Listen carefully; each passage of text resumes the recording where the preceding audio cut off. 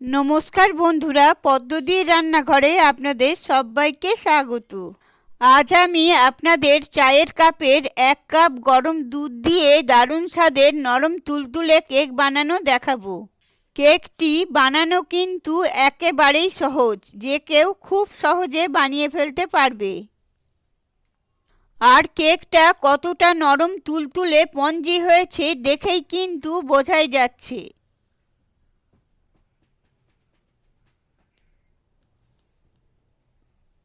তো চলুন দারুণ স্বাদের কেকটা বানানো শুরু করা যাক।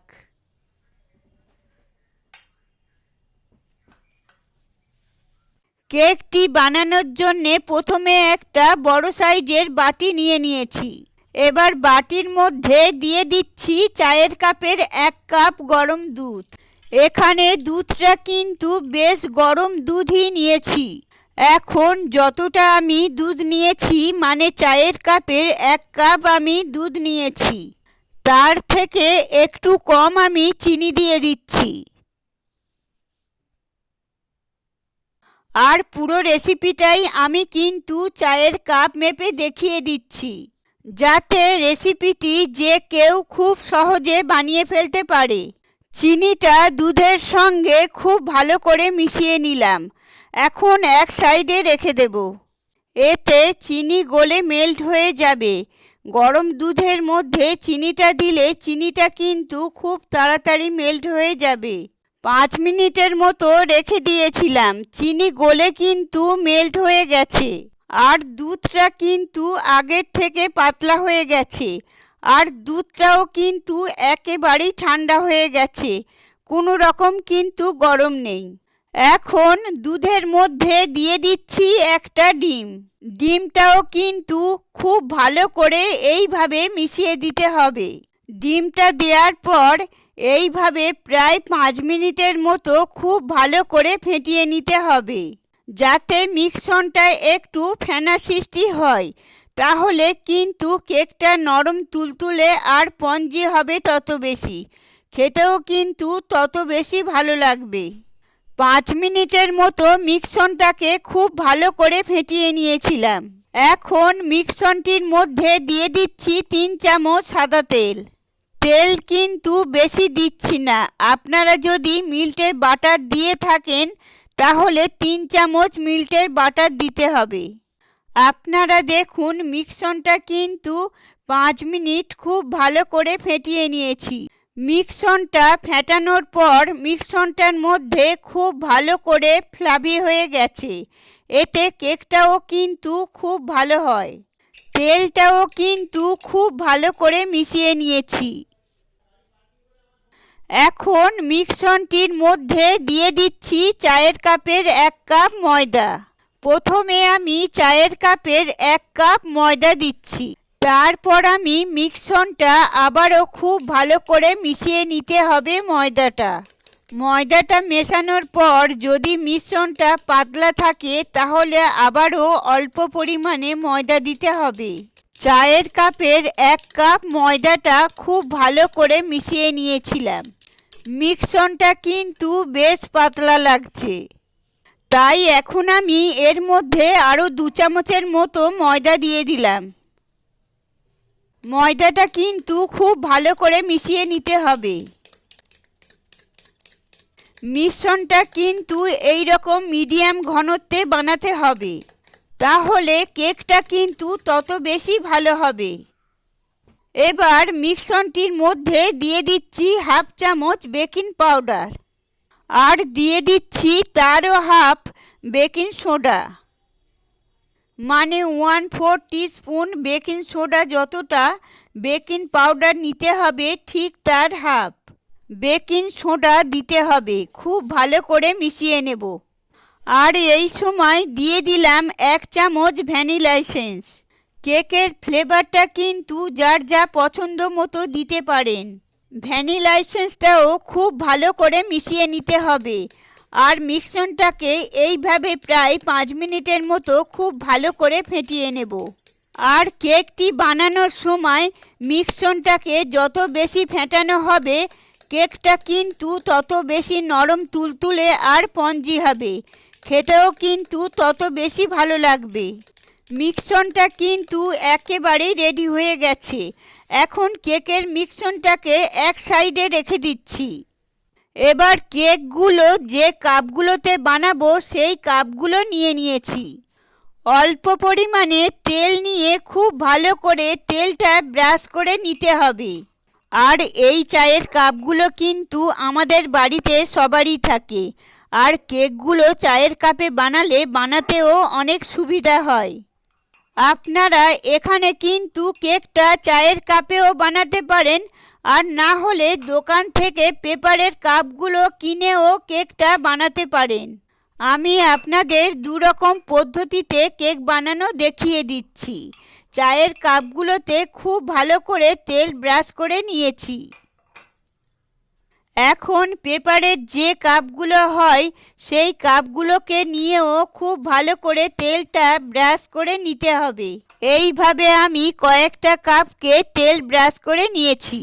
এবার যে কেক বানানোর ব্যাটারটা রেডি করে রেখেছিলাম সেই কেক বানানোর ব্যাটারটা অল্প অল্প করে চায়ের কাপের মধ্যে দিয়ে দিতে হবে। আর মিক্সনটা দেওয়ার সময় কাপের হাফ করে দিচ্ছি, কারণ কেকটা বেক হওয়ার পর অনেকটাই উঁচু হয়ে যাবে। আর একইভাবে অল্প অল্প মিশ্রণ যে পেপারের কাপগুলো আছে সেগুলোর মধ্যেও দিয়ে দিচ্ছি। এবার চায়ের কাপ ও পেপারের কাপগুলোকে একটু ট্যাপ করে নিতে হবে, যাতে মিশ্রণটা নিচ পর্যন্ত খুব ভালোভাবে পৌঁছে যায়। আর কোনো রকমের হাওয়া যাতে না থাকে, খুব ভালো করে এইভাবে ট্যাপ করে দিতে হবে।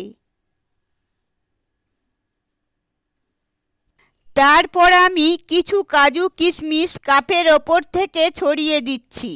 এতে কেকটা কিন্তু দেখতে বেশ ভালো লাগবে। আপনারা আপনাদের পছন্দ মতো যে কোনো ড্রাই ফ্রুট দিতে পারেন বা নাও দিতে পারেন। কেকটা এমনিও আপনারা বানিয়ে দেখতে পারেন। কেকটা খেতে কিন্তু ভীষণ ভালো হয়। আর বানানো কিন্তু একেবারেই সহজ, যে কেউ খুব সহজে বানিয়ে ফেলতে পারবে। কেক বানানোর জন্য কাপগুলো একেবারেই রেডি। এখন এক সাইডে রেখে দিচ্ছি। আর কেকটা যেহেতু কড়াইতে বানাবো, তাই কড়াইটাকে 5 মিনিট আগে থেকে মিডিয়াম ফ্লেমে গ্যাসের ওপরে বসিয়ে রেখেছিলাম। কড়াইটাও কিন্তু খুব ভালো করে গরম হয়ে গেছে। এখন কড়াইয়ের ঢাকনাটা খুলে নিচ্ছি। এবার কড়াইয়ের মাঝখানে একটা স্ট্যান্ড বসিয়ে দিলাম, আর স্ট্যান্ডের ওপরে একটা স্টিলের প্লেট বসিয়ে দিতে হবে। এবার যে কেক বানানোর কাপগুলো রেডি করেছি সেই কাপগুলো স্টিলের প্লেটের ওপরে একটা একটা করে খুব সুন্দর করে বসিয়ে দিতে হবে। আর এই সময় ফ্লেমটা কিন্তু একেবারেই লোতে আছে। আর আমি এখানে 4টে কাপ বসিয়ে দিয়েছি। এখন কড়াইয়ের ঢাকনাটা বন্ধ করে দিচ্ছি। আর কড়াইয়ের ঢাকনার মধ্যে যে ছিদ্রটা আছে সেটা ছোট কাগজের টুকরো দিয়ে বন্ধ করে দিতে হবে, যাতে ভেতরের হাওয়া বাইরে না বেরোতে পারে। এখন ফ্লেমটা লোতে রেখে এইভাবে প্রায় 25 থেকে 30 মিনিট রান্না করে নিতে হবে, যেহেতু এখানে কেকটা ছোট ছোট করে বানাচ্ছি। তাই খুব বেশি টাইমেরও প্রয়োজন পড়বে না। 25 মিনিটের মধ্যে কেকগুলো কিন্তু খুব সুন্দরভাবে রেডি হয়ে যাবে। এখন আমি 20 মিনিট পর দেখাচ্ছি। 20 মিনিট হয়ে গেছে। এখন কড়াইয়ের ঢাকনাটা খুলে একবার কেকটা চেক করে নিতে হবে। আপনারা দেখুন কেকগুলো কিন্তু বেশ উঁচু হয়ে গেছে, তার মানে বুঝুন তবে কেকটা কিন্তু খুব সুন্দরভাবে রেডি হয়ে গেছে। আর না হলে এই রকম একটা ছুরি নিয়ে আপনারা কেকটা চেক করে নিতে পারেন। ছুরিটা কিন্তু একেবারেই পরিষ্কার, তার মানে বুঝে নিতে হবে কেকটা কিন্তু সুন্দরভাবে বেক হয়ে গেছে। এখন কেকগুলোকে এক সাইডে রেখে দিচ্ছি। বাকি কেকগুলোকে একইভাবে রেডি করে নিয়ে ঠান্ডা করে নিচ্ছি। তারপর আমি আপনাদের দেখাচ্ছি। আর 25 মিনিট পর মিশ্রণটা যদি ছুরির গায়ে আটকে যায় তাহলে আপনারা কড়াইয়ের ঢাকা বন্ধ করে আরও 5 মিনিট এইভাবে লো ফ্লেমে রেখে দিতে হবে। তাহলে কিন্তু কেকটা খুব সুন্দরভাবে রেডি হয়ে যাবে। এখন কেকগুলো ঠান্ডা করে নিচ্ছি, তারপর আমি আপনাদের দেখাচ্ছি। কারণ কেকগুলোকে ঠান্ডা করে নিলে কেকগুলো ডিমল্ট করতে অনেক সুবিধা হবে। প্রায় 10 মিনিট কেকগুলোকে এইভাবে রেখে দিয়েছিলাম। কেকগুলো কিন্তু ঠান্ডা হয়ে গেছে। এখন একটা ছুরি নিয়ে কাপের চারিদিকে ঘুরিয়ে নিতে হবে, এতে কেকটা খুব সহজে ডিমল্ট হয়ে যাবে।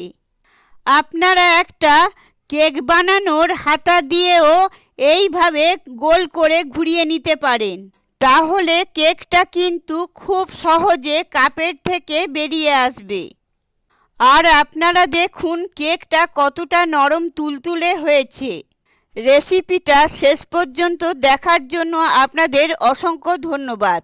আর এইভাবে কেকগুলো বাড়িতে বানালে কমেন্ট বক্সে জানাতে একেবারেই ভুলবেন না।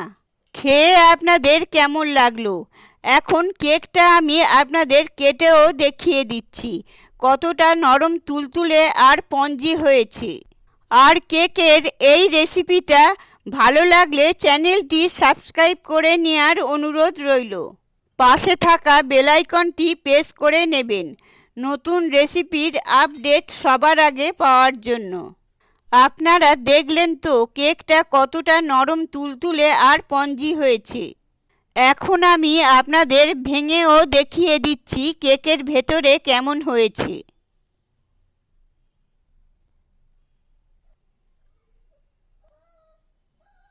আর যে পেপারের কাপগুলোতে কেকগুলো বানিয়েছিলাম সেগুলো একটা ডিমোল্ড করে দেখিয়ে দিচ্ছি। পেপারের কাপে যেহেতু কেকের ব্যাটারটা দিয়েছিলাম আর কেকটা বানানো হয়েছে, তাই কেকটা কিন্তু খুব সহজে ডিমোল্ড হয়ে যাবে। ছুরি বা কোনো কিছুর হাতার প্রয়োজন পড়বে না। এইভাবে একটু কাপটাকে উল্টে নিলে কেকটা কিন্তু খুব সহজে ডিমোল্ড হয়ে যাবে। এই কেকটাও কিন্তু খুব সুন্দরভাবে রেডি হয়ে গেছে। আপনারা দেখুন কতটা নরম তুলতুলে আর স্পঞ্জি হয়েছে। কেকটা দেখেই কিন্তু বোঝাই যাচ্ছে। এই কেকটাও আমি আপনাদের ভেঙে দেখিয়ে দিচ্ছি ভেতরটা কেমন হয়েছে। তো চলুন ভিডিওটা আমি এখানেই শেষ করছি। আপনারা সবাই ভালো থাকবেন, সুস্থ থাকবেন। ধন্যবাদ।